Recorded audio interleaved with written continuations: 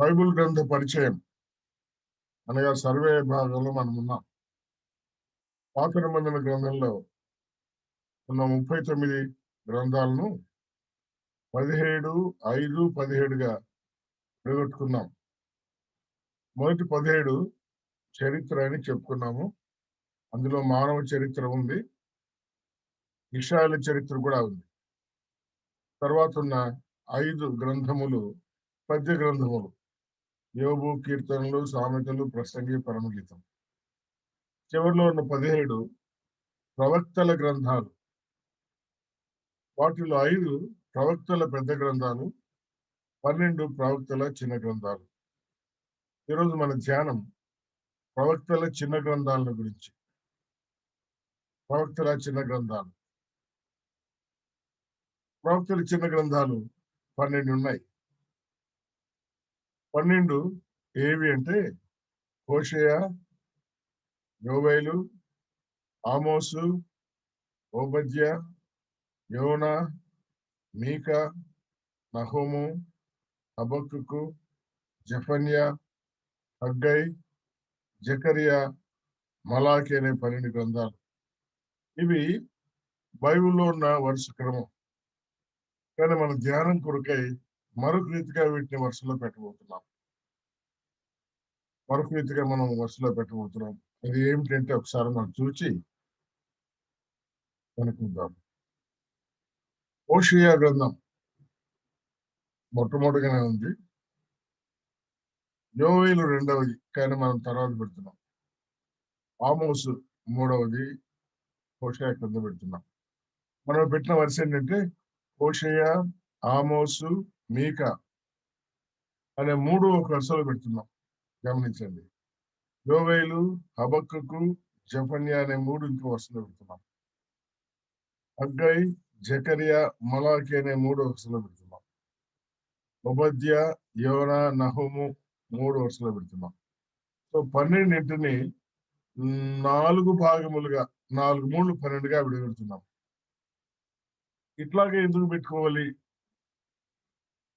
దీని గురించి ఏమైనా మనకు వివరాలంటే 12లో చివరి హగ్గయ, జకరియా, మలాకి ఈ 3 చివరి. ఈ 3 వరుసలను బాగానే గుర్తుంటుందండి.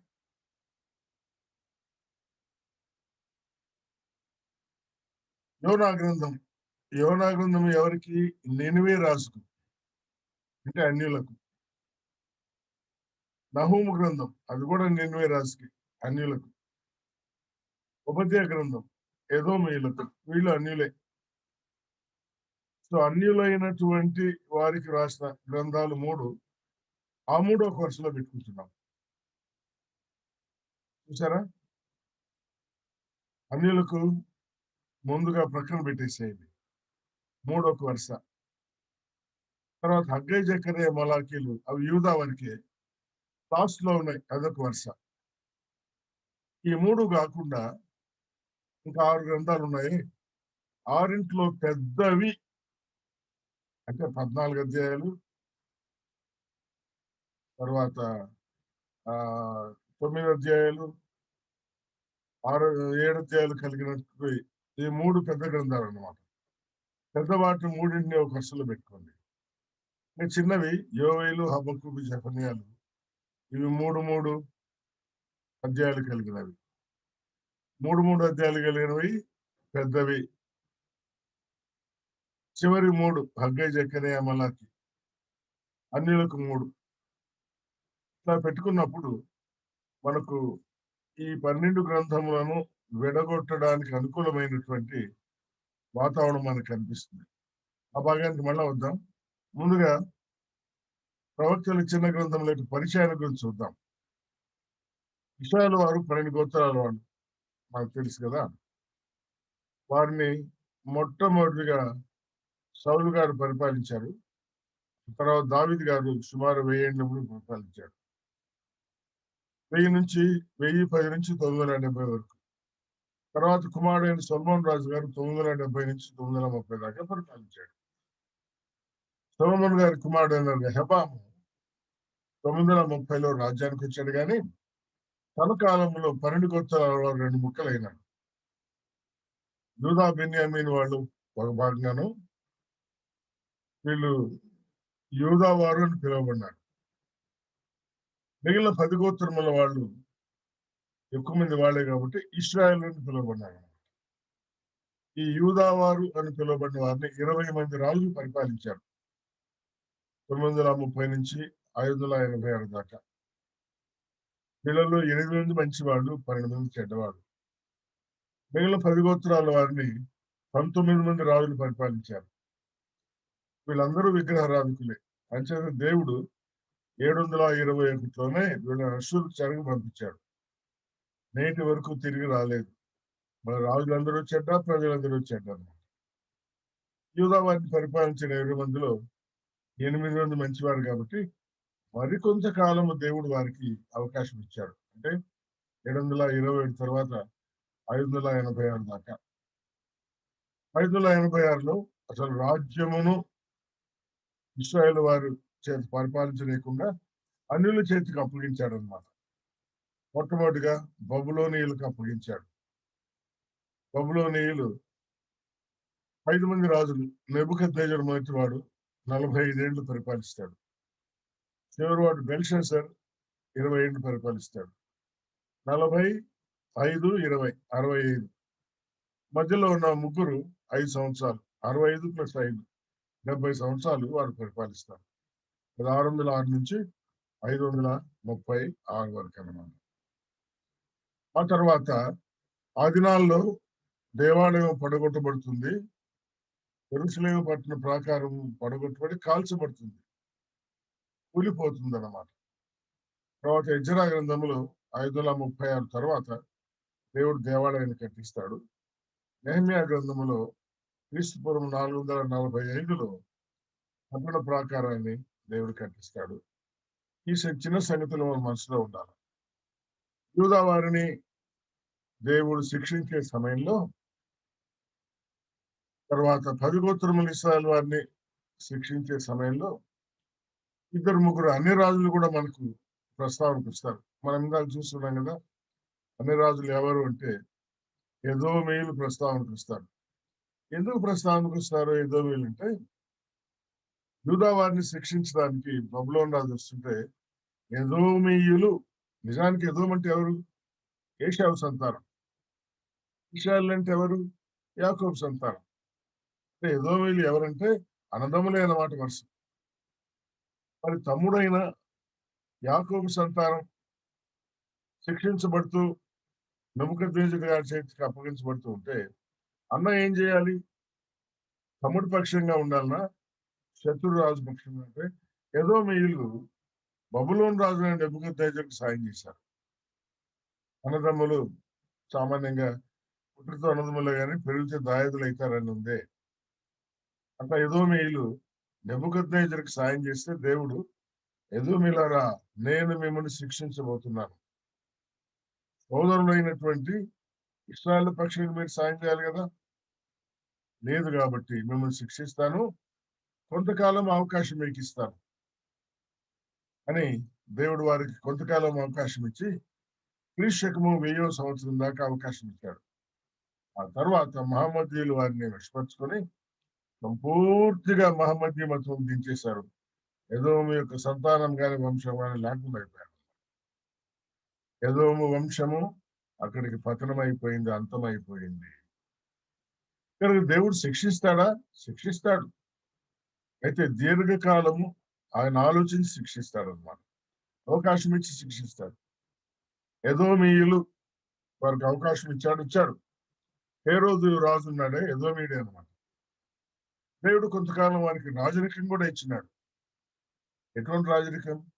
ఇశ్రాయేలు వారిని పరిపాలించే అధికారం కూడా ఇచ్చాడు అన్నమాట. అయితే ఎదోమీయులు ప్రభువుని నమ్ముకున్న వాళ్ళు కారు. అందుకే హేరోదులు ప్రభువుని నమ్ముకోకపోగా యేసయ్యను చంపాలని ప్రయత్నించిన వారిలో మహాహేరోదు రాజు ఉన్నాడు. తర్వాత శిష్యులను హింసించిన వారిలో హేరోది రాజు ఉన్నాడు. మనం అపోస్తలుల 12వ అధ్యాయం చూస్తే 10వ అధ్యాయం చూస్తే శిష్యుడైన యాకోబుని ఖడ్గం చేత చంపించిన వాడు హేరోదు రాజే. వీళ్ళు చంపించారు, యేసుని చంపుదామనుకున్నారు. బంధువులై ఉండి, దాయుదులై ఉండి అంచేత దేవుడు క్రీస్తకము 1000 దాకా వారి విషయమై ఓర్చుకొని తర్వాత మహమ్మదీయులో కలిపేస్తారు. ఆ విషయము ఉపద్యాయ గ్రంథంలో దేవుడు సెలవిచ్చాడు. కనుక ఈ 12లో ఒకటి అన్యులకు వర్తమానం. తర్వాత యోనాకు వర్తమానం ఏంటంటే, యోనా ఏమో ఇశ్రాయేలు జనాంగానికి చెందినవాడే. 10 గోత్రముల వారిని అష్షూరు దేశానికి చెరకు పంపబోతున్నాడు. అష్షూరీయుల క్యాపిటల్ నినివే.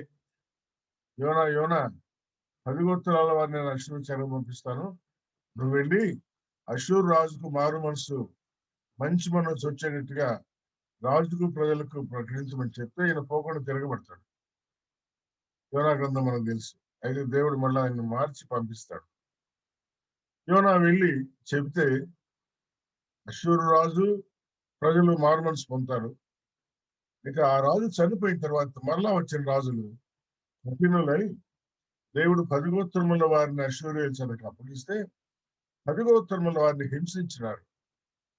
అప్పుడు నహూము అనే ప్రవక్తను లేపి, అష్షూరీయులారా, నా బిడ్డలను క్రమశిక్షణ కొరకే నేను మీ మధ్యకు పంపిస్తే మీరు వారిని హింసిస్తారా? మీ మీద నేను చర్య తీసుకుంటానని నహూము గ్రంథం ద్వారా అష్షూరీయులకు ఆయన వర్తమానం ఇస్తాడు. కనుక యోనా నహూము గ్రంథాలు అష్షూరీయులకు వర్తమానం, ఉపద్యాయ గ్రంథం ఎదోమీయులకు వర్తమానం, అన్యులకు అన్నమాట. అందుకే ఈ మూడింటిని మనం పక్కన పెట్టుకున్నాం. మరి ఎదోమీయులకు వర్తమానం ఏంటంటే, ఎదోమీయులారా, మిమ్మల్ని నాశనం చేస్తాను, మీ వంశం ఉండకుండా పోతుంది. అష్షూరీయులారా, మిమ్మల్ని కూడా నేను శిక్షిస్తాను అని చెప్పిన వర్తమాన సారాంశం ఈ 3 గ్రంథాలు అన్నమాట. మంచిది. ఈ 3 అయిన తర్వాత మనం ఏమనుకున్నాము? పెద్ద గ్రంథాలు 3ంటిని పక్కన పెట్టాలనుకున్నాం. పెద్ద గ్రంథాల్లో మొట్టమొదటి ఏమనుకున్నాము? పెద్ద గ్రంథాల్లో మొదటి గ్రంథము హోషేయ గ్రంథం. హోషేయ గ్రంథంలో 14 అధ్యాయాలు ఉన్నాయి. మీరు గమనించి ఉంటారు. దాని వివరాన్ని మనం ఆ తర్వాత చూడబోతాం అనుకోండి. హోషేయ గ్రంథంలో 14 అధ్యాయాలు ఉన్నాయి. దాని వివరాలు కొద్ది నిమిషాల్లో మనము చూడబోతాం. తర్వాత ఆమోసు గ్రంథంలో 9 అధ్యాయాలు మనకున్నాయి. 9 అధ్యాయాలు. 14 అధ్యాయాలు కలిగిన గ్రంథము హోషేయ గ్రంథం అయితే ఆమోసులు 9, అది కూడా పెద్ద గ్రంథం అన్నమాట. మీకాలో 7 ఉన్నాయి. ఈ 3 పెద్ద గ్రంథాలు పైకి మనం వెళ్తాం. ఎందుకో నేను చెప్తాను. చివరి 3 ప్రత్యేకపరుచుకున్నాం అనుకున్నాం కదా, హగ్గై, జకర్యా, మలాకి. మనం ఎప్పుడూ ఏమనుకున్నామంటే 10 గోత్రముల వారు చెరకు వెళ్ళి తిరిగి రాలేదు, కానీ 2 గోత్రముల యూదా వాళ్ళు తిరిగి వచ్చారు. కనుక చివరి 3 పుస్తకాలు తిరిగి వచ్చినటువంటి యూదా వారికి వర్తమానం. యూదా వారు బబులోను చెర నుండి తిరిగి వచ్చిన పిదప వారిని క్రమపరచడానికి ఇచ్చిన వర్తమానాలు హగ్గై, జకర్యా, మలాకి. మనం క్రింది నుంచి రావాలన్నమాట. అన్యులకు 3 పుస్తకాలు సపరేట్ చేసుకున్నాం. యూదా వారు చెర నుంచి తిరిగి వచ్చారు. లాస్ట్ లో ఉండే 3 పక్కన పెట్టేస్తే ఇంకా 6 మిగిలినాయి. 6లో పెద్ద గ్రంథాలు 3 ఇశ్రాయేలు వారికి, చిన్న గ్రంథాలు 3 యూదా వారికి. ఇప్పుడు ఈ 4 భాగాలు చేసుకోవడం ఒక రకమైన అవగాహనకు మీకు వచ్చి ఉంటుందని నేను నమ్ముతున్నాను. వివరాల్లోనికి వెళ్దాం, ఇది మీకు అర్థమయ్యేటట్టుగా. మరి పై పట్టికలో 12 గ్రంథాలు ఉన్నాయి కదా. 4 మూళ్లుగా విడగొట్టుకున్నాం.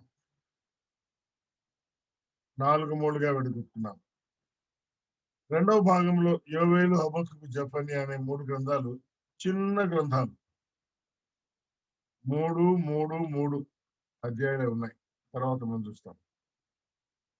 యూదా వారు చెరకు వెళ్ళక ముందు, ఇందాక మనం అనుకున్నాము యూదా వారు చెరకు వెళ్తే 606లో మొదటిసారి చెర. 606లో దేవుడు వారిని బబులోను చెరకు పంపిస్తానని చెబుతూ యోవేలు ద్వారా 750 నుంచి అంటే సుమారు 144 సంవత్సరాల నుంచి హెచ్చరిస్తూ వచ్చారండి. దేవుడు ఇంత కరుణామయుడు. చూడండి, 144 సంవత్సరాలంటే కనీసం 5-6 తరాల ముందు నుంచి హెచ్చరిస్తున్నారు అన్నమాట. నేను పాపం చేస్తే చెరకు పంపిస్తాను, పాపం చేస్తే చెరకు పంపిస్తాను, పాపం చేస్తే చెరకు పంపిస్తాను. యూదా అంటే యూదా బెన్యామీను గోత్రులవాడు. 140 ఏళ్ళు చెప్పాడు.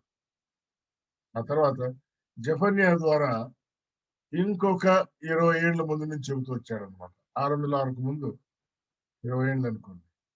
19 ఏళ్ళు. హబక్కూకు ద్వారా 1 సంవత్సరం ముందు 140 ఏండ్లు, 20 ఏండ్లు, సంవత్సరం ముందు హెచ్చరించిన వాళ్ళ జీవితాలు దిద్దుకోలేదు. యూదా వారిని పరిపాలించిన 20 మంది రాజుల్లో చివరి నలుగురు రాజులు. యెహోయాహాజు, యెహోయాకీము, యెహోయాకీను, సిద్కియా అనేవాళ్ళు.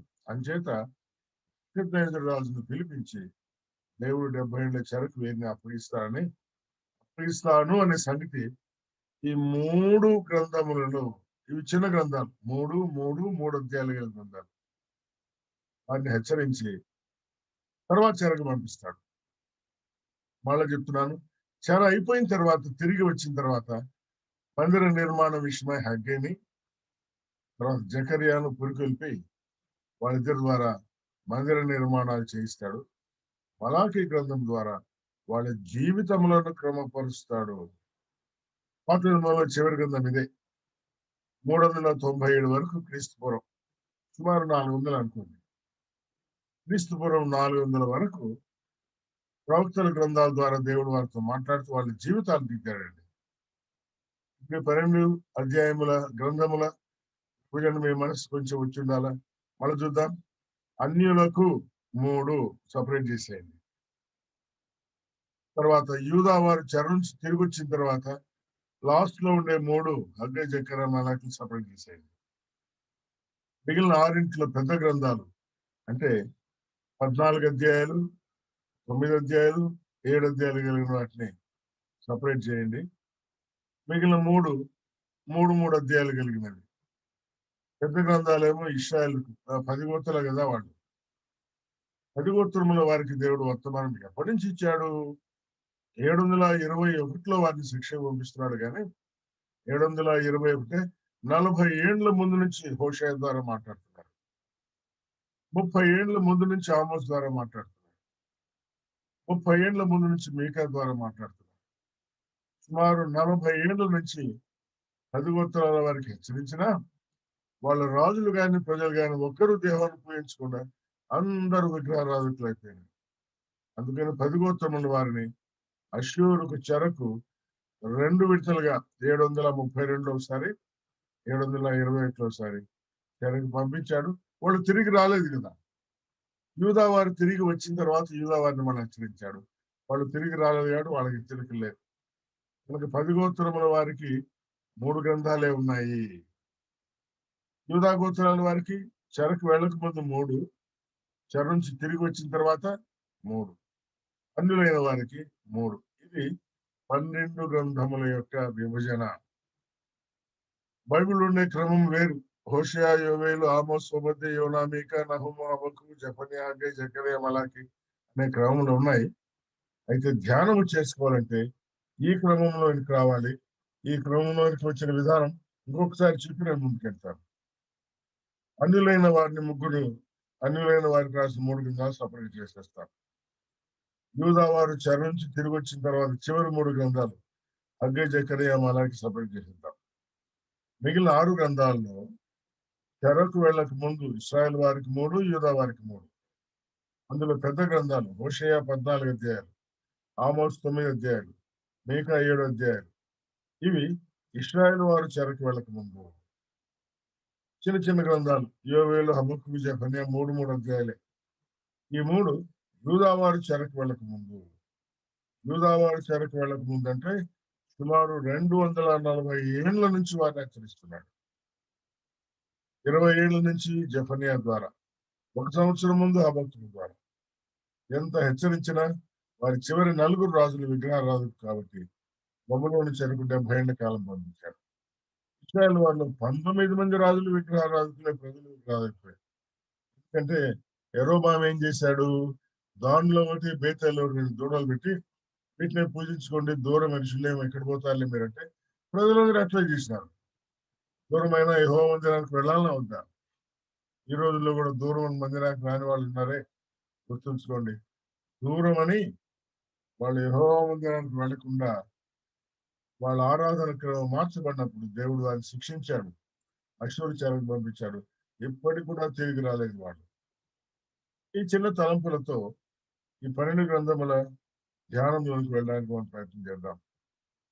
12 గ్రంథాల్లో మొట్టమొదటిది మనం చూస్తే ఇప్పుడే చెప్పుకున్నామే, మొట్టమొదటి గ్రంథం హోషేయ గ్రంథం. హోషేయ గ్రంథము 14 అధ్యాయములు కలిగే గ్రంథం అని మనం ఇప్పుడు చెప్పుకున్నాం కదా. 14 అధ్యాయాలు కలిగే గ్రంథం. 14 అధ్యాయాల్లో హోషేయ అంటే ఆయన వాళ్ళ నాన్న పేరు బేరి. హోషేయ, యెషయ, యేసుయ ఇవన్నీ ఇంచుమించుగా ఒకే పదాల్లాగా ఉన్నాయి చూడండి. యేసు అంటే రక్షకుడు, యా అంటే యెహోవా. కాబట్టి హోషేయ గాని, యెషయా గాని, యేసుయా గాని వీటి అర్థాలు యెహోవా రక్షకుడు అని అర్థం. పేరుకు తగినట్టుగా యెహోవా దేవుడు యూదా వారిని, ఇశ్రాయేలు వారిని రక్షించు నిమిత్తమై తన మాటల్లాగా హోషేయను మాట్లాడమన్నాడు. కానీ హోషేయ దేవుని మాటలను వారికి అందించాడు. ఆ రోజు రాయబడిన గ్రంథాలు లేవు కాబట్టి ప్రవక్తలు చెప్పిన మాటలే వాళ్ళకి దేవుని మాటలు అన్నమాట. యెహోవా మాట్లాడుతున్నాడు అని చెప్పేవాళ్ళు. వీళ్ళ సొంత మాటలు కాదు. వీళ్ళకి ఇష్టమైన లేకపోయినా దేవుడు చెప్పిన మాట ఈయనకి ఇష్టమైన మాట ఏమో తెలిసిన, హోషేయ నువ్వు వెళ్ళి ఒక వ్యభిచారిని పెళ్లి చేసుకోమన్నాడు. ఎవరు చేసుకుంటారు? ఇష్టం లేకపోయినా చేసుకున్నాడు. పుట్టిన బిడ్డల్లో ఒక బిడ్డకు నా జన్లు కారు అని పేరు పెట్టండి, నాకు పుట్టలు లేని పేరు పెట్టమన్నాడు. అట్లే పేరు పెట్టినాడు. తనకు పుట్టకపోయినా ఆ బిడ్డకు పేరు పెట్టి ఆ భార్యతో జీవిస్తా ఉన్నాడు. కొద్ది రోజులకు ప్రవక్తను విడిచిపెట్టింది భార్య వ్యభిచార గృహానికి వెళ్ళిపోయింది. ఇంతకాలం అయిన తర్వాత నువ్వు డబ్బులు తీసుకొని పో, ఆ విటగాడికి డబ్బిచ్చి ఆమెను విడిపించుకొని తెచ్చుకొని శాశ్వత ప్రేమతో నేను ప్రేమిస్తాను అని చెప్పని ఆమెకు చెప్పి ఆమెతో సంసారం చేయమంటాడు. ఎవరు చేస్తారు? నన్ను హోషేయ చేసినాడు. ఎందుకు చేశాడు? నా ప్రజలైన మీరు నన్ను విడిచి విగ్రహారాధన చేస్తారు వ్యభిచారం.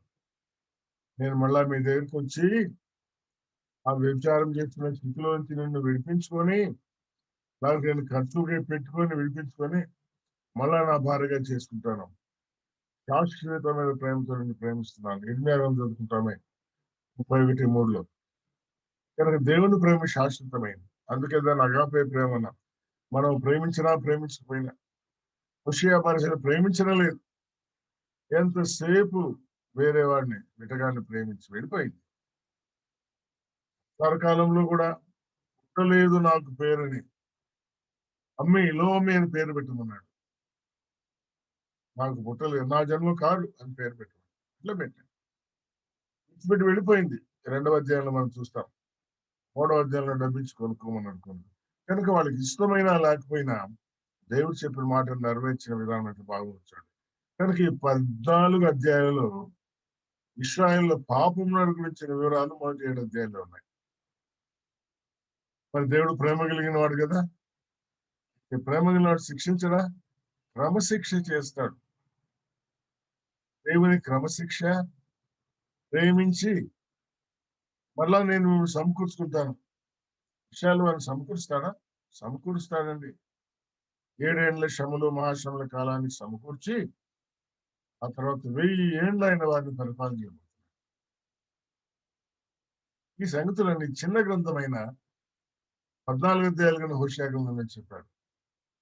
పాపాన్ని గురించి 7 అధ్యాయాలు, ప్రేమను గురించి 7 అధ్యాయాలు. ఇది పెద్ద భాగమైన ప్రేమను పేరు పెట్టుకోండి. ప్రేమలో క్రమశిక్ష ఉంటుందా? ఉంటుంది. పిల్లలను ప్రేమించే తల్లిదండ్రి క్రమశిక్ష చేస్తారా? చేస్తారు. క్రమశిక్ష చేయకపోతే వాడు దుర్బీజులే, నా కొడుకులు కాదు. తండ్రి తన కుమారుని శిక్షిస్తాడు, శిక్షిస్తాడు బలపరచడానికి. కనుక క్రమశిక్ష కూడా ప్రేమలో ఒక భాగమే. కనుక ఈ 14 అధ్యాయాలను వెడగొడితే పాపములు అని 7 అధ్యాయాలు, దేవుని ప్రేమ అని 7 అధ్యాయాలుగా వెడగొట్టుకోవచ్చు. ఇంత చక్కని విభజన చూడండి. ముందే చెప్పుకున్నాగా 40 ఏళ్ల ముందు నుంచి దేవుడు వారితో మాట్లాడుతున్నాడు. 40 ఏళ్ల ముందు దేవుడు వారితో మాట్లాడుతున్నాడు. దేవుని ప్రేమ ఎంత గొప్పది! ప్రేమ గొప్పది. మరి ఈ 7 అధ్యాయాలు పాపాన్ని గురించిన భాగం. మరలా కొంచెం మనం విడగొట్టడానికి ప్రయత్నం చేస్తే ఈ రీతిగా మనకు అర్థమవుతుంది. 7 అధ్యాయాలు, మొదటి 3 అధ్యాయాలు ప్రవక్త యొక్క జీవితం ద్వారా బోధ.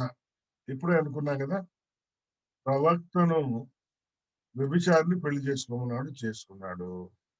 3 పిల్లలు పుట్టినారు. 3 పిల్లలకు పెట్టిన పేర్లు కూడా ఇశ్రాయేలు వారికి పాఠంగా ఉండే పేర్లే. 2వ అధ్యాయంలో ఆమె అపనమ్మకత్వముగా ఉండి ఆమె ప్రవక్తను విడిచిపెట్టి వేరే వ్యక్తి దగ్గరికి వెళ్ళిపోతుంది. ఇశ్రాయేలు జనాంగం కూడా నిజదేవుని విడిచి విగ్రహారాధనకి వెళ్తారు. అది వ్యభిచారం. బైబిల్లో విగ్రహారాధన వ్యభిచారంతో పోల్చబడింది. అట్లా ఉన్నా నువ్వు ఆమెను ప్రేమించాల. ఆమె దగ్గరికే నువ్వు వెళ్ళాలి. ఇంటికానికి డబ్బిచ్చి విడిపించుకోవాలి. నువ్వు మళ్ళా నీ భార్యను చేర్చుకోవాలి. శాశ్వతంగా ప్రేమించాలి అని 3వ అధ్యాయంలో తన ప్రేమను గురించిన విషయాన్ని తిరిగి ఇశ్రాయేలు వారిని చేర్చుకుంటారన్న సంగతిని తెలియపరచాడు. మరి పాపములు అన్నాము ఈ భాగం 4 అధ్యాయాల్లో 4 పాపాలు చెప్తాడు. 4 నుంచి 7 అధ్యాయాలు ఏం పాపం చూడండి. 4వ అధ్యాయం, దేవుని మరిచి విగ్రహారాధికులైనారే, అదే మీ పాపం అని 4వ అధ్యాయంలో వారి విగ్రహారాధన గురించి జ్ఞాపకం చేశాడు. 5వ అధ్యాయంలో వారి అపవిత్రత అనే పాపాన్ని గురించి చెప్పాడు. 6వ అధ్యాయంలో మీ భక్తి నిలిచేది కాదయ్యా, పొద్దున్న లేస్తున్న మంచు పడుతుంది, కొంచెం ఎండ వస్తూనే మంచు ఎండిపోతుంది కదా, మీ భక్తి కూడా మంచు లాంటిదే. మంచు ఎండ దెబ్బకి ఎండిపోతుందా? ఎండ దెబ్బ అంటే కొంచెం చిన్న శ్రమలు వస్తే చాలు, మీరు భక్తిని విడిచి మళ్ళీ పాపానికి వెళ్ళిపోతారు. భక్తుల్లో నిలవకుండుట కూడా పాపమే. ఈరోజు మనం కూడా వాక్యం విన్నప్పుడు మందిరంలో భక్తిగా ఉందాం అనుకుంటాం, బయటకు వచ్చి నిలవకుండా ఉంటాం, అంటే మళ్ళీ పాపంలో పడుతున్నాం. తర్వాత 7వ అధ్యాయంలో మీరు నిలవలేదంటే సంపూర్తిగా నీలో కలిసిపోయినారు. ఐగుప్తు విగ్రహాలు తెచ్చుకున్నారు, ఐగుప్తుల విగ్రహాలు పూజించినారు. ఎందుకు బబులోనికి పంపిస్తున్నాను? బబులోనీయుల విగ్రహాలు మీరు పూజిస్తున్నారు, కొన్ని అక్కడికే పోయి పూజ చేస్తున్నారు 70 ఏళ్ళు. ఎందుకు అశ్షూరు పంపించాను? అశ్షూరీయుల విగ్రహాలు పూజ చేస్తున్నారు, కొన్ని అశ్షూరుకు పోయి అక్కడ విగ్రహాలు తీసుకోండి. వెళ్ళిపోయి కలిసిపోయినారు వాళ్ళు. మరి శరీరాలేమో ఇజ్రాయెల్ దేశంలో ఉన్నాయి, వాళ్ళ మనసులన్నీ అన్ని దేశాలతో కలిసిపోయినాయి కాబట్టి అక్కడికే బండి మీరు దేవుడు 10 గోత్రాల వారిని అశ్షూరుకు పంపించి 20 రోజులు అక్కడ పెట్టినాడు. 2 గోత్రాల వారిని కూడా 70 ఏళ్ళు బబులోను పంపించి వాళ్ళు బుద్ధి తెచ్చుకున్న తర్వాత తీసుకొచ్చాడు. గుర్తుంచుకోండి, వాళ్ళకి బుద్ధి వచ్చింది బబులోను చెర తర్వాత. అప్పటి నుంచి ఇంతవరకు విగ్రహారాధన వాళ్ళని లేదండి. విగ్రహారాధన కాదు, కనీసం ఫోటోలు కూడా తీసుకొని కనుక వారిని 70 ఏళ్ళు శిక్షించడం మంచిదే అయింది. మీరు దేని రూపమైనా చేసుకోకూడదు అనే, మన రూపం మీద ఫోటో అంటే మన రూపం చేసుకోవడమే కదా, కనుక ఫోటోలు కూడా తీసుకోకూడదని నిష్ఠపరులైన యూత్ ఈ రోజు ఫోటో కూడా తీసుకోవడం. ఎవరైనా వచ్చి ఫోటో తీసుకోవాలని ప్రయత్నం చేస్తే వాళ్ళ చేతిలో గొడుగు కానీ పుస్తకం కానీ ఉంటే అడ్డం పెట్టుకుంటారు. దేని రూపం నా రూపం కూడా చేయబడకూడదు. ఫోటో అంటే నా రూపమే. ఎందుకు? నువ్వు ఒక ప్రముఖుడు అయితే ఎవరో నీ పటం పెట్టి పూజ చేస్తూ ఉంటారు. చేస్తున్నారు ఈ రోజుల్లో. చచ్చిపోయిన వాళ్ళందరూ పటాలు పూజ చేసే అలవాటు ఉంది కదా. కనుక దేని రూపంలో నాకు చేసుకోకూడదని దేవుడు చెప్పడంలో ఉద్దేశం అదనమాట. నేను నిన్ను ప్రేమించి ప్రముఖుడిగా చేస్తాను, మేలు కలిగించే వాడికి చేస్తాను. తర్వాత తరాల వారు అయ్యో మాకు మేలు చేశాడు మీ ఫోటో పెట్టుకొని పూజిస్తారు, నన్ను మర్చిపోతారు. అందుకని దేని రూపాన్ని చేసుకోకూడదంటే వాళ్ళు అన్యుల దేవతలను పూజించిన కారణాన శిక్షించాడు. అయితే యూదా వారు బుద్ధి తెచ్చుకొని దిద్దుకున్న తర్వాత 70 ఏళ్ళ తర్వాత వెనక్కి పిలిచి చూస్తున్నాడు. కనుక దేవుడు శిక్షిస్తాడు కానీ క్రమశిక్ష దిద్దుకున్న వారిని ఆయన దీవిస్తాడు యూదా వారి వేళ. తర్వాత 7వ అధ్యాయంలో క్రమశిక్ష ఏంటో మనం చూస్తున్నాం అన్నమాట. పాపాన్ని గురించి చెప్పాడు. ఇప్పుడు శిక్షల గురించి 8, 9, 10 అధ్యాయాలు చెప్తాడు. శిక్షను గూర్చిన మొదటి హెచ్చరిక, శ్రమలు పంపిస్తాను. ఒకేసారి చెరసాలకు పంపించాడు, ఒకేసారి శత్రువులకు అప్పగించాడు, ముందు శ్రమలు పంపిస్తాడు. అందుకే కొరింథీయులకు రాయబడిన మొదటి పత్రిక 11వ అధ్యాయంలో కూడా ఏముంది, ఎవరైనా యోచింపక రొట్టెలు తిని త్రాగుతుంటే ముందుగా మీరు బలహీనలు అవుతారు, ఆ తర్వాత రోగం వస్తుంది, ఆ తర్వాత మరణం వస్తుంది. శిక్ష కూడా స్టేజెస్ లాగా మెల్లగా స్టార్ట్ అవుతుంది అనమాట. శ్రమ వస్తుంది. రెండో శిక్ష ఏమిటి? సంతోషం లేకుండా చేస్తాను. మూడవ శిక్షలో పాపమును చూపించి 3 ఉపమానాలు చెప్తాడు. ఏమిటంటే ఒక ద్రాక్ష చెట్టును చూపిస్తాడు. దేవునికి భయపడని రాజు ప్రజలు, మరి 19 మంది రాజులు దేవునికి భయపడకుండా విగ్రహారాధన చేసినారు. 10 గోత్రాల వాళ్ళు ప్రజలు విగ్రహారాధన చేసినారు. అదొక చిన్న ఉపమానం లాగా చెప్పాడన్నమాట. నూర్పునందు అభ్యాసము లేని పేయ, అంటే నూర్పు అంటే గుండు తిప్పడం. అభ్యాసం అనగా ట్రైనింగ్ తీసుకో ఇష్టం లే, అంటే క్రమశిక్ష చేసినా క్రమానికి రావడం లేదు. మీకు నూర్పు నేర్పిస్తామని నేను ఎంత ప్రయత్నించినా పేయ నూర్పు నేర్చుకోకపోతే ఏం చేస్తారు? దాన్ని ఆమె కషాయవాడికి అమ్మేస్తారు. అటు నేను కూడా మిమ్మల్ని అమ్మేస్తున్నాను అశ్చర్యాల, మీ తరముల వాళ్ళు మీరు ఎట్లా వెళ్ళిపోతారు. మరి నా వాగ్దానం ఉంది కాబట్టి 1000 తరముల వరకు నేను ఆశీర్వదిస్తాను కాబట్టి అంత్యకాలంలో మిమ్మల్ని సమకూర్చుకుంటాను మళ్ళా. కానీ కొన్ని తరములు వారిని అమ్మేస్తాను నేను కూడా పేయను అమ్మేసినట్టుగా అని చెప్పడము 3 ఉపమానముల ద్వారా 10వ అధ్యాయంలో చెప్పడం చూస్తాం. తర్వాత 11 నుంచి 14 అధ్యాయులు ఏముంది? ప్రేమ అనే భాగం అనుకున్నాం కదా.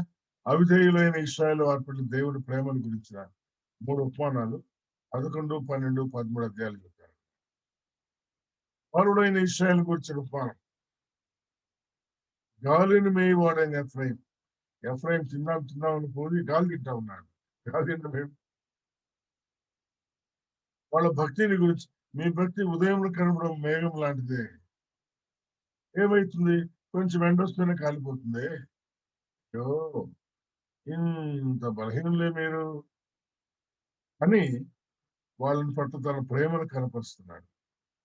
14వ అధ్యాయంలో అంత్యకాలంలో సమకూరుస్తాను. ముందు అనుకున్నాం కదా, కొంతకాలం విడిచిపెడతాను, కొన్ని తరముల వారిని చంపేస్తాను, కానీ నా ప్రేమ ఉంటుంది, పోయేది కాదు. అంత్యకాలంలో సమకూరుస్తాను, 1000 ఏళ్ళు మిమ్మల్ని పరిపాలిస్తానని చెప్పడం 14వ అధ్యాయం యొక్క సారాంశం. ఇంకా ఇంతకు మించి వివరాలు చెప్పలేను, ఇది సర్వే కాబట్టి. హోషేయ గ్రంథం దాటి యోవేలు గ్రంథం. యోవేలు అంటే ఇందాక మీరేమనుకున్నాము? 3 అధ్యాయాలు కలిగిన గ్రంథం యోవేలు గ్రంథం. ఇది చిన్నది. యూదా వారు చెరకు వెళ్ళక ముందు, యూదా వారు చెరకు వెళ్ళింది 606లో, కానీ 140 ఏండ్ల ముందు దేవుడు వారిని హెచ్చరించాడు అనుకున్నామే. ఈ 3 అధ్యాయములు కలిగిన గ్రంథం ద్వారా యూదా వారిని హెచ్చరించాడు. హెచ్చరించిన విషయాలు మనకు కనిపిస్తాయి. 1వ అధ్యాయంలో పాపమును బట్టి మీకు శిక్ష వస్తుంది, 70 ఏళ్ల శిక్ష, బబులోనికి వెళ్ళే శిక్ష. శత్రువు వచ్చి ఏమేమి నాశనం చేస్తాడు? మీ దేవాలయం నాశనం చేస్తాడు, పట్టణాన్ని నాశనం చేస్తాడు. అయితే నేను మీకు 70 ఏళ్ల తర్వాత విడుదల ఇస్తానని చెప్పని వాగ్దానం చేస్తున్నాను అని 2వ అధ్యాయంలో చెప్తాను. 3వ అధ్యాయంలో మిమ్మల్ని శిక్షించిన అన్య జనులు, బబులోనీయులు గాని, మిమ్మల్ని శిక్షగా అప్పగించినటువంటి ఆ ఎదోమీయులు గాని, నేను వారి పైన నా తీర్పులు చెప్తాను. యూదులైన మిమ్మల్ని సమకూర్చి ఆశీర్వదిస్తాను. యూదులకు, అందుకే దీనికి యూదులు చెరకు వెళ్ళక ముందు దేవుడు యోవేలు ద్వారా ఇచ్చిన వర్తమానాన్ని ముందు చెప్తున్నాం. గుర్తుందా? గుర్తుంది. ఇది యోవేలు గ్రంథం. ఈ 3 అధ్యాయాలు మనం చదువుకోవచ్చు. పాపాన్ని బట్టి శిక్ష వస్తుంది, అయితే నేను తర్వాత 70 ఏళ్ళ తర్వాత మిమ్మల్ని విడిపిస్తాను, అంత్యకాలములో విడిపించి సమకూర్చి ఆశీర్వదిస్తాను. కనుక ఇమీడియట్ గా 70 ఏళ్ల తర్వాత జరిగే విడుదల చెప్పబడుతుంది. అంత్యకాలంలోని విడుదల కూడా చెప్పబడడం అనేది గ్రంథం యొక్క సారాంశముగా మనము చూస్తున్నాం. ఇది యోవేలు గ్రంథం. ఇంకా ముందుకు వెళ్దాం. యోవేలు గ్రంథం, ఆమోస్ గ్రంథం. ఆమోసు మనం ఇందాక అనుకున్నామే, ఆమోసు 9 అధ్యాయాలు గ్రంథం. ఇది పెద్ద గ్రంథం కాబట్టి ఎవరికి అవుతుంది? ఇశ్రాయేలు వారికి అవుతుంది అన్నమాట. ఈ 9 అధ్యాయాలను 2, 3, 4గా విడుగుతున్నాం. 2, 3, 4, 4, 3, 2 అంటే అసెండింగ్ ఆర్డర్. 2, 3, 4 ఫస్ట్ గుర్తుపెట్టుకోవచ్చు. 2, 3, 4 కానీ 4, 3 లాగా. మొదటి 2 అధ్యాయాలు పొరుగు దేశాలపై,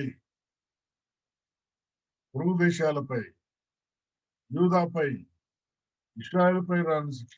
ఈ 9 అధ్యాయాలు ప్రాముఖ్యంగా ఇశ్రాయేలుకి కానీ కొంత యూదా వారికి కూడా వర్తమానం ఉంది, కొంత పొరుగు దేశాలకు కూడా వర్తమానం ఉంది.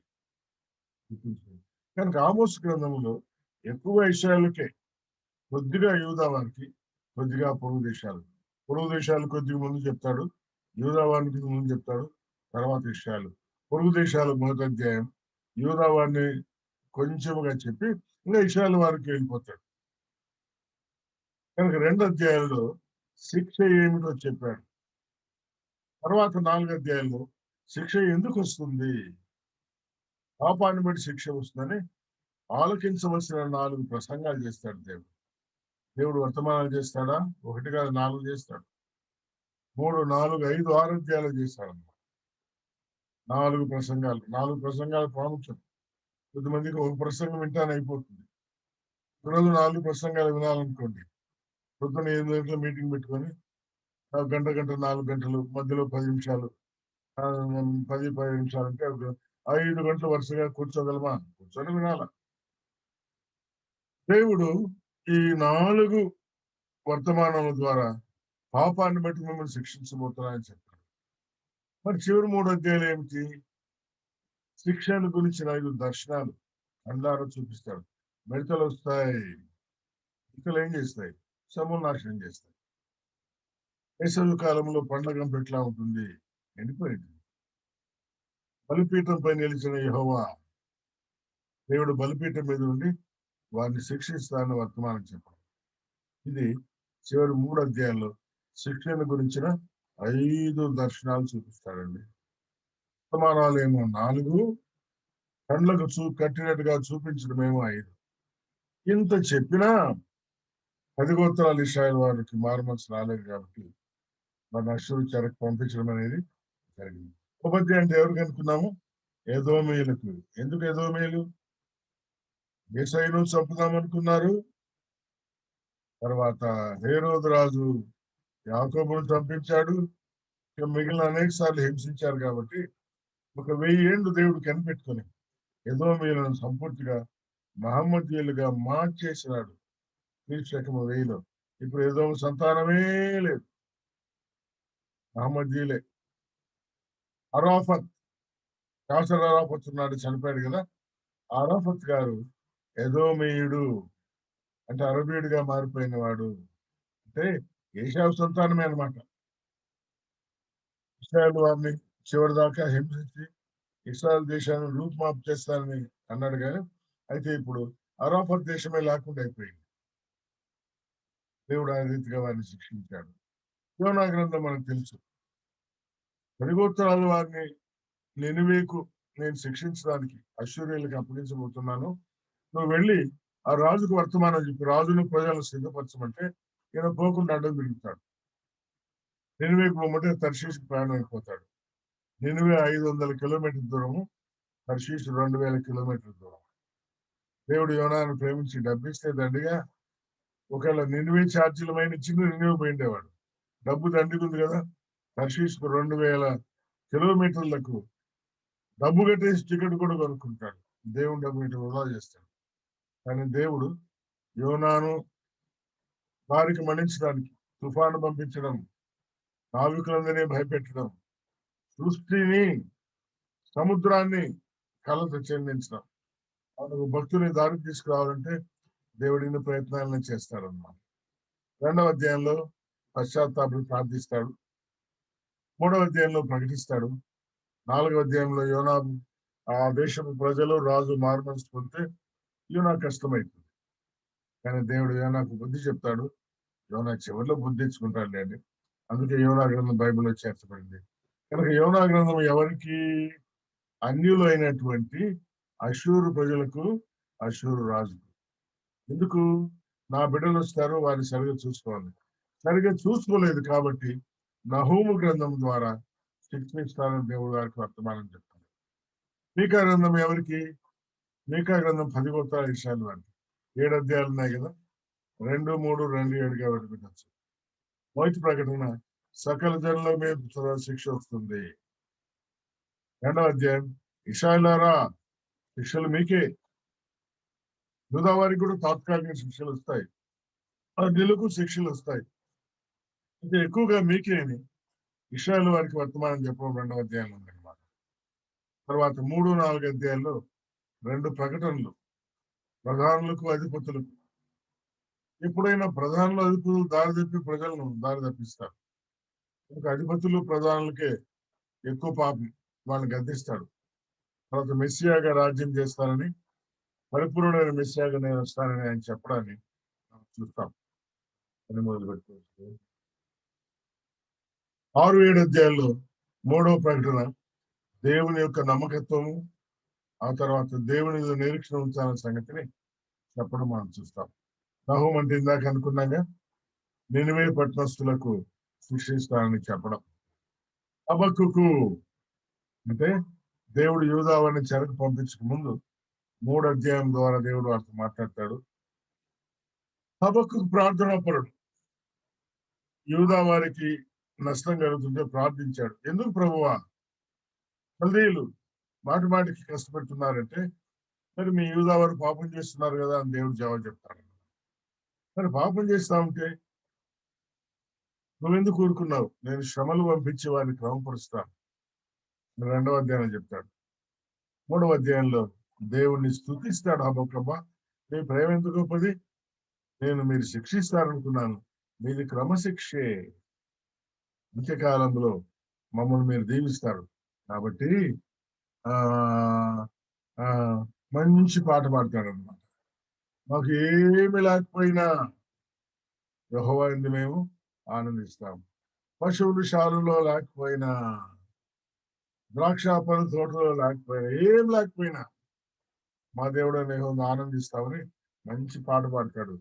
కనుక మీరు నేను కూడా క్రమశిక్షణలో మనకు బాధ అవుతుంది, కానీ ఆ దేవుని స్తుతించి కీర్తించే వారముగా ఉండాలనే సత్యాన్ని హబక్కూకు గ్రంథం చూస్తాం.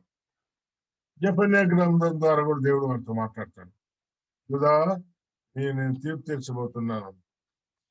శత్రువులు కూడా తీర్పు తీరుస్తాను, అన్యులకు ఎదోమీయులకు తీర్పు తీరుస్తాను. తర్వాత 10 గోత్రాల వారిని శిక్షకు పంపించిన అశ్షూరులు కూడా తీర్పు తీరుస్తాను. యెరూషలేము పట్టణమా మీకు శ్రమలు వస్తాయి 70 ఏళ్ళు అని దాని గురించి హెచ్చరిక జెఫన్యా ద్వారా చెప్తాడు. తర్వాత హగ్గై అంటే మందిరం కట్టుకునే విషయంలో తర్వాత తిరిగి వచ్చిన వాళ్ళు ఆలస్యం చేస్తా ఉంటే హగ్గై ద్వారా దేవుడు సెలవిచ్చి మందిరం కట్టిస్తాడు. జకరియా ద్వారా కూడా సెలవిస్తాడు. జకరియా గ్రంథం 14 అధ్యాయాలు. ఆ 14 అధ్యాయాలే కూడా వారిని ప్రోత్సహించి మందిర నిర్మాణం కొరకే దేవుడు చేసిన సంఘాలు, దర్శనాలు చాలా ఉన్నాయి. వివరాలు మీరు చదువుకోవచ్చు. ఆ ఆయన ముందుగా కొన్ని దర్శనాలు చూపిస్తాడు. గొంజి చెట్ల మధ్య ఉన్న దేవుని సేవకులు. మరి దేవుడు ఎవరినైతే శిక్షించాలని పంపిస్తాడో కొమ్ముల్లాగా, కొమ్మంటే పొడిచేవి, నలుగురు కంసాలుడు ఒక దర్శనం, తరుణులు పట్టుకుని ఒక దర్శనం, తర్వాత యెహోషువకు 3వ అధ్యాయంలో దర్శనం, తర్వాత 4వ అధ్యాయంలో జెరుబ్బాబెలుకి దర్శనం. జెరుబ్బాబెలు, యెహోషువలు సువర్ణ దీపస్తంభానికున్న 2 ఒలీవ చెట్లాగా పోల్చడం. తర్వాత దేవుడు తీర్పుల గురించిన 3 దర్శనాలు చూపిస్తాడు. ఈ గ్రంథమంతా దర్శనాలే. 7, 8 అధ్యాయంలో 4 ఉపవాసాలు వాళ్ళు చేస్తారనమాట. 4 ఉపవాసాలు ఏం లాభం లేదు, జీవితంలో మార్పు లేకుండా ఉపవాసం ఉంటే ఏం లాభం అని దేవుడు చెప్పడాన్ని మనము చూస్తాం. 4 ఉపవాసాలు కూడా వేస్ట్ అని చెప్తాడనమాట. 4వ నెల, 5వ నెల, తర్వాత 6వ నెలలో మీరు ఉపవాసాలు చేస్తారే, మీరు జీవితాలు దిద్దుకుంటే మీ ఉపవాసాలు పండుగలుగా మార్చేస్తారంటారు అనమాట. ఇంగ్లీష్లో ఆ మాట బాగుంది. ఉపవాసం అంటే ఏమిటి? పండుగ అంటే ఫీస్ట్. ఉపవాసం అంటే ఫాస్ట్. మీ ఫాస్టింగ్లు ఫీస్టింగ్లు చేస్తారంటాడు అనమాట. తర్వాత 9, 11 అధ్యాయాలు ఆయన 2 రాకడల గురించి చెప్తాడు. మొదటి రాకడలో రక్షకుడుగా, రెండవ రాకడలో విమోచకుడుగా వస్తాడే ఆ సంగతిని చెప్తాడు. తర్వాత 10, 11 అధ్యాయాలు కూడా ఆయన మంద కాపురుగా వచ్చే విషయాలు మనకు వివరించి చెప్తాడు. చివరి గ్రంథం మలాకి గ్రంథములో వారి జీవితాలు తీస్తాడు. ఏమంటే కుంటిదాన్ని గుడిదాన్ని నుంచి దేవుడు బయలుర్పిస్తాడు. ఎంత అన్యాయమో చూడండి. కుంటిది గుడ్డిది వాళ్ళ బలికి రాదు, దేవునికి బలి అర్పించడం. ఈ రోజు కూడా కుంటిది గుడి దొరికితే ఎవరైనా ఉంటే ఈ దేవుని బాగుమనిస్తారంట. లేకపోతే గద్దెత్తుకుపోయిందా దేవుని బాగుంటారు. అలాంటి ఆ విధేయత భక్తియంత వాళ్ళు ఉంటే నిధుల మిత్తమే దేవుడు 4 అధ్యాయములు కలిగిన గ్రంథం ద్వారా అలాంటి ద్వారా వాళ్ళు మార్గము తప్పిన ప్రజలుగా ఉండగా నేను మీ మీద తీర్పు పంపిస్తాను అని ఆ 2 రాకడలో కనెక్ట్ చేస్తాను తీర్చాలని వారి జీవితాలు దిగిన సంగతి మలాకి గ్రంథంలో మనం చూస్తున్నాం. కనుక ఈ 12 గ్రంథములకు సర్వే మొత్తంగా చూసుకోవడానికి దేవుడు సాయం చేసినారు. దేవుడి వర్తమానములు మనందరి నిమిత్తమై ఆశీర్వదించి మనకు అనుగ్రహించును గాక.